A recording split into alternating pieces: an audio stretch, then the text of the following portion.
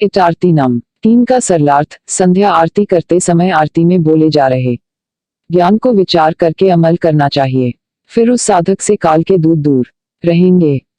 रहेंगे वे हानि करने के लिए झक मारते रहेंगे अर्थात सिर पटकते रहेंगे परंतु निकट नहीं आ पाएंगे। सत्यनाम रूपी कुंजी चाबी की जब सुषुम्ना नाड़ी पर लगे ताले को लगी तो अनहद नाद शब्द की झनकार उठी।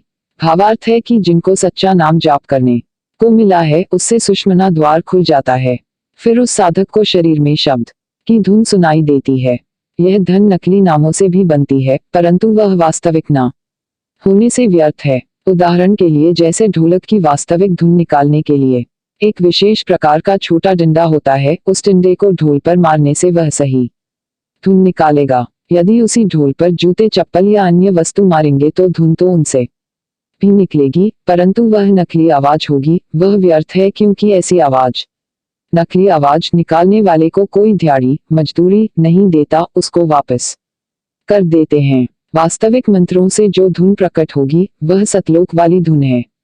2. जिन साधकों की स्थिति उन्मनी हो जाती है वे ही अगम घर सतलोक जो काल लोक तथा अक्षर पुरुष लोक से आगे है उसमें में जाते हैं अर्थात उनका मोक्ष होता है। उन्मुनी स्थिति तत्वज्ञान से परिचित होकर भक्त का संसार के झूठे सुख से गाने बजाने से कार कोठियों तथा परिवार रिश्ते नातों से मन हटकर अर्थात उदास होकर परमात्मा के चिंतन में रहता है। यह उन्मुनी स्थिति कहलाती है।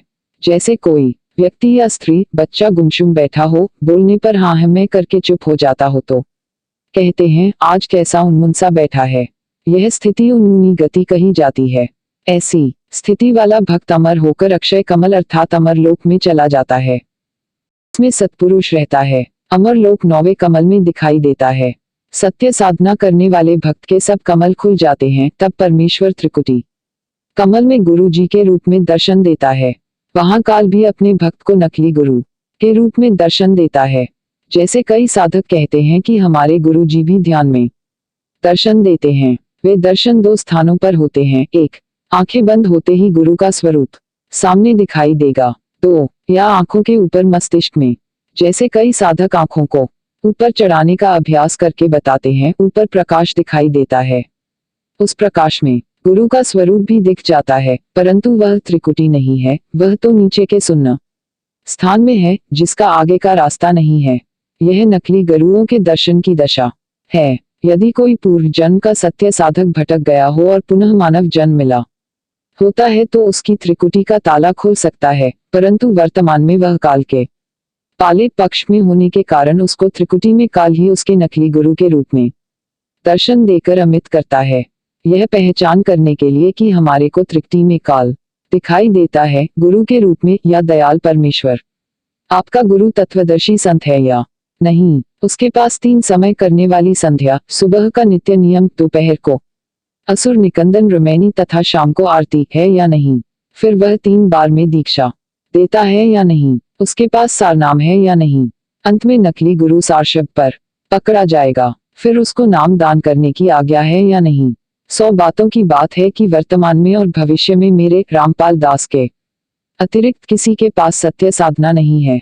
यदि कोई काल का दूत मेरे से तीनों दीक्षा मंत्र लेकर स्वयं गुरु बनकर आगे शिष्य बनाता है तो वह कपटी व्यक्ति है। मेरा आदेश न होने से उससे दीक्षा लेने वाला काल जाल में रहेगा, उसको मंत्रों का कोई लाभ नहीं मिलेगा।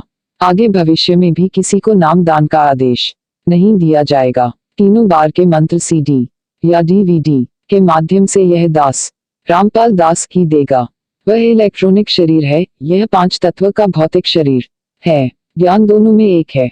वचन शक्ति भी उतना ही कार्य करती है। सन 2009 से उसी विधि से नाम दीक्षा दी जा रही है। सब भक्तों को पूरा लाभ मिल रहा है।